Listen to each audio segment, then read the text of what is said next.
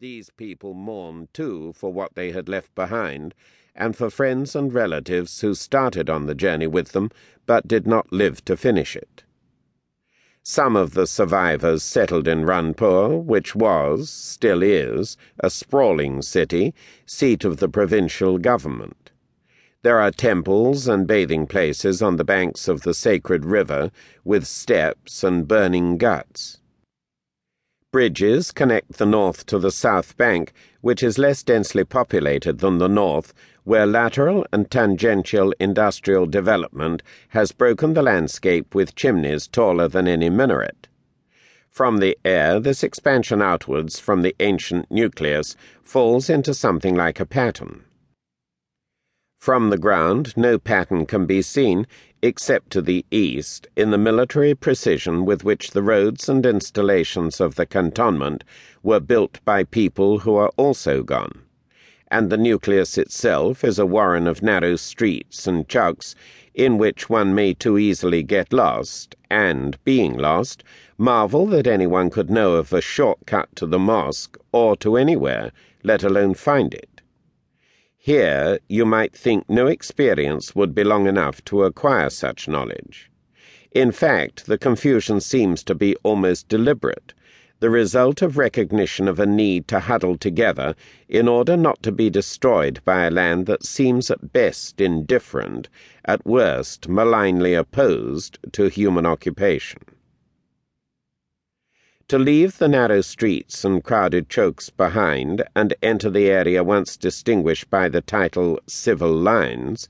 an area of broad avenues and spacious bungalows in walled compounds, which culminates in the Palladian grandeur of Government House, the Secretariat, and the Legislative Assembly.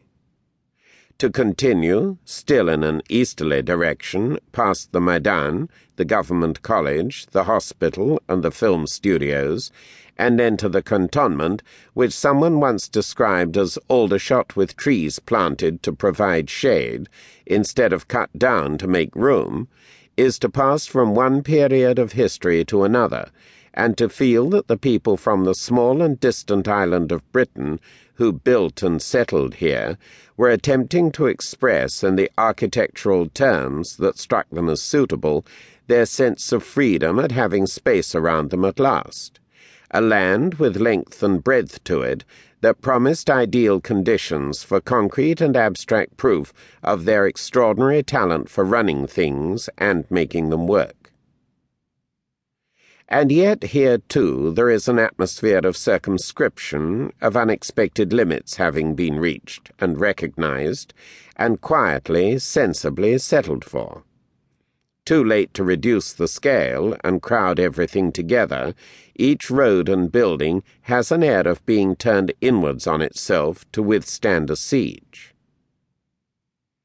If you look in places like Ranpur for evidence of things these island people left behind which were of value, you might choose any one or several of the public works and installations as a visible proof of them. The roads and railways and telegraph for a modern system of communication, the High Court for a sophisticated code of civil and criminal law, the College for Education to University Standard, the State Legislature for democratic government, the Secretariat for a civil service made in the complex image of that in Whitehall, the clubs for a pattern of urbane and civilized behavior, the messes and barracks for an ideal of military service to the mother country. These were bequeathed, undoubtedly. These and the language and the humpy graves in the English cemetery of St. Luke's in the oldest part of the cantonment, many of whose headstones record an early death, a cutting off before the prime, or in the prime, with all that this suggests in the way of unfinished business. But it is not these things which most impress the stranger on his journey into the civil lines, into the old city itself, where he becomes lost and notes the passage of a woman dressed in the burqa in the street of the moneylenders, and then back past the Secretariat, the Legislative Assembly and Government House, and on into the old cantonment in search for points of present contact